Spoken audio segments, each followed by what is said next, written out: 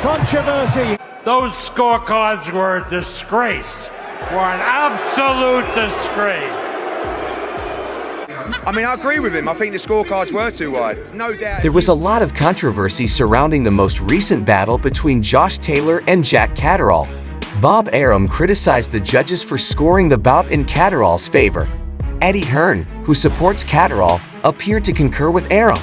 In response to the judges' decision to score the bout, Tony Bellew also expressed his thoughts as follows.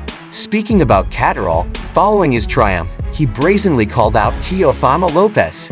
Look at all of the drama from the most recent main bout between Taylor and Caterall. But what was the response from the boxing community? Stay tuned and observe as we uncover the truth in this video. In an exciting rematch this Saturday, Jack Caterall defeated Josh Taylor, the former undisputed world super lightweight champion, by majority decision. 2 years earlier, in a contentious split decision loss to Taylor in Glasgow, Caterall exacted revenge, landing the bigger blows to finally settle the score in one of the biggest grudge matches in British boxing history.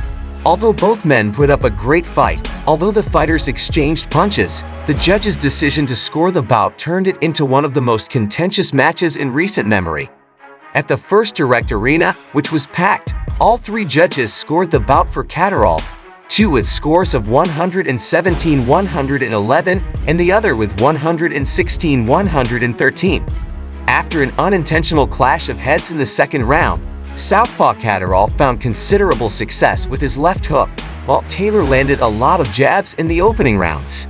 For a brief moment, Taylor forced his opponent onto the ropes, but Caterall countered with a powerful left hook.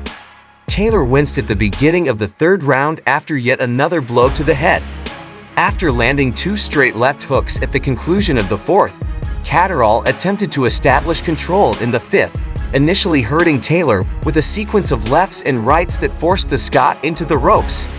Despite swelling under his right eye, Taylor regained his composure in the sixth.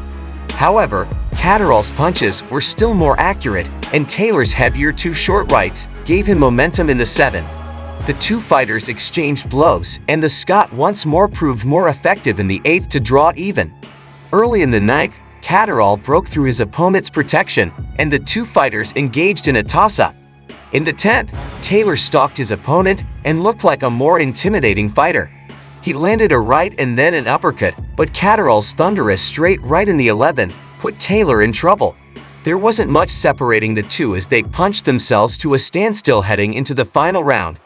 The fighters have been trading barbs both in person and on social media for the past 2 years, but most observers thought Caterall did enough to win.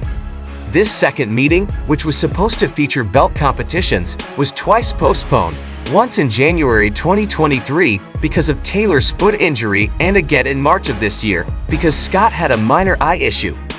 Taylor fell to American Teofimo Lopez in June of last year in his first fight since initially fighting Cat. Taylor became the first undisputed world champion of the four-belt era in Britain after defeating Jose Ramirez in Las Vegas in 2021. With the judges' rulings made public, there will be a demand for a conclusive third meeting. The Edinburgh man's record now stands at 20-2 while Caterall's is 29-1. Bob Arum, Taylor's promoter, took to the microphone and launched a tirade against them, saying, "I really feel sorry for Josh. I thought he won the fight. Those scorecards were ridiculous." The American boxing promoter continued, threatening to withhold his permission for any other fighter from the United States to visit the United Kingdom following the British board's appalling scoring of the fight. Caterall, on the other hand, expressed relief over the judge's decision. "Although I believed I had won the first fight convincingly," Caterall said, "you never know some of the scorecards you see, so to get the decision rightfully so was a big relief for me. Winning the world title has always been my dream.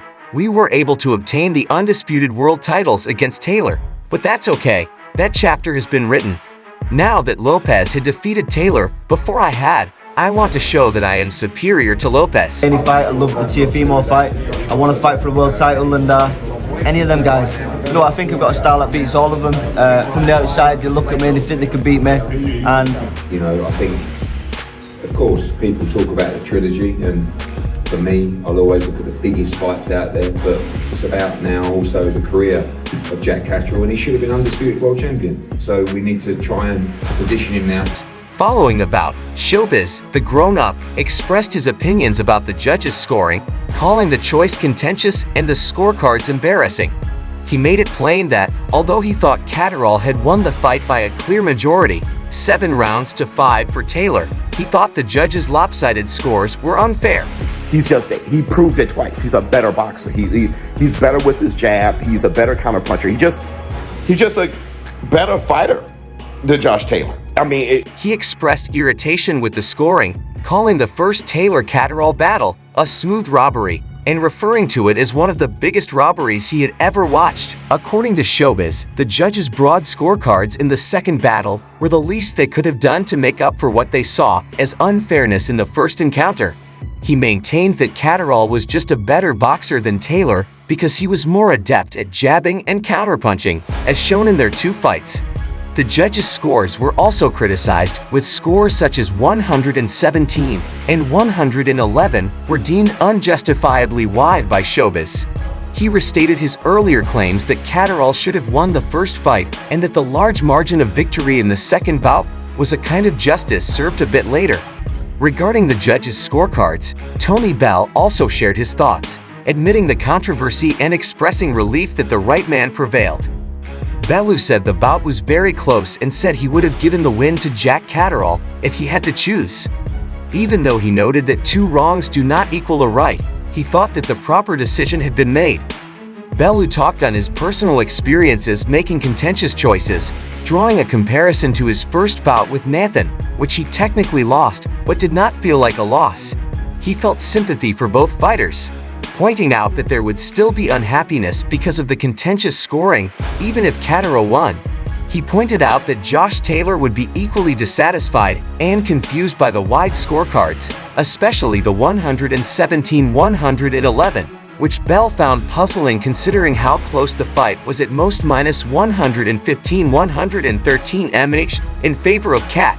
But as I mentioned earlier, it was simply a fantastic battle between 2 elite fighters of the highest caliber.